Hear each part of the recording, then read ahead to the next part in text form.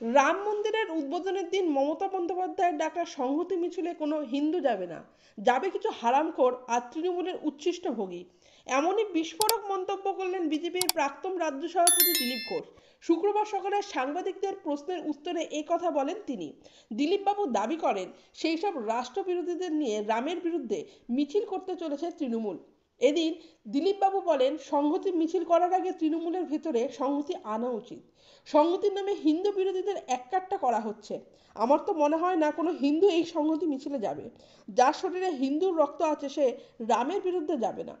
কিছু হারামখোর যাবে যারা তৃণমূলের উচ্ছিষ্টভোগী। তারা এই করে খাচ্ছে আর দাপিয়ে বেড়াচ্ছে, সমস্ত অপরাধের সঙ্গে যুক্ত সেই ধরনের লোক যাবে। যারা সংসদে সিএএ পাশ হওয়ার পরে সারা পশ্চিমবঙ্গে আগুন জ্বালিয়েছে, ট্রেন জ্বালিয়েছে, বাস জ্বালিয়েছে, রেল লাইন উপড়ে ফেলেছিল, সেই সব রাষ্ট্রবিরোধীদের নিয়ে এখানে মিছিল হবে রামের বিরুদ্ধে। গত মঙ্গলবার নবান্ন থেকে অযোধ্যায় রাম মন্দির উদ্বোধনের পাল্টা কর্মসূচি ঘোষণা করেন মমতা বন্দ্যোপাধ্যায়।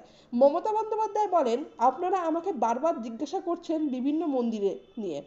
আমি বারবার বলেছি ধর্ম যার যার, উৎসব সবার।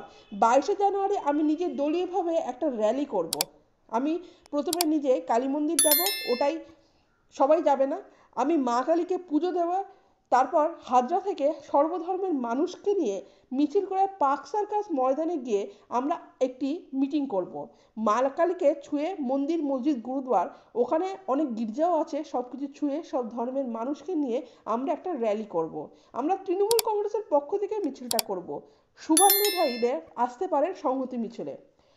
এছাড়া প্রতিটি জেলায় ব্লকে ব্লকে 22শে জানুয়ারি বেলা 3টে সম্প্রতি মিছিল হবে বলে সবাইকে বলা হয়। মমতার কর্মসূচির বিরোধিতা করে বিরোধী দলনেতা শুভেন্দু অধিকারী বলেন এটা খুবই উদ্যোগের, সংখ্যালঘু মুসলিম ভোট ওনার কাছ থেকে সরে যাচ্ছে বলে উনি কার্যত রাজ্যের সাম্প্রদায়িক সম্প্রীতি নষ্ট করার চেষ্টা করছেন। কার্যত উনি উস্কানি দিচ্ছেন গোটা রাজ্যে ব্লকে ব্লকে সম্প্রতি মিছিলের নামে, যাতে সেই দিন রামনবমীর মতো গোটা রাজ্যে কোথাও কোথাও অশান্তি ও মানুষের জীবন থেকে শুরু করে ধনসম্পত্তির ক্ষতি হোক। পশ্চিমবাংলার মানুষের কাছে এটা খুবই উদ্বেগের। রাজ্যের পুলিশ মন্ত্রী এবং শাসক দলের মুখিয়া তিনি এই ধরনের আগুন লাগানোর চেষ্টা করছে। এই উস্কানি ছাড়া উনি ওনার হারিয়ে যাওয়া মুসলিম ভোট ব্যাংক কিছুতেই ফিরিয়ে আনতে পারবেন না, এটা উনি ভালো করে জানিয়ে গেছেন।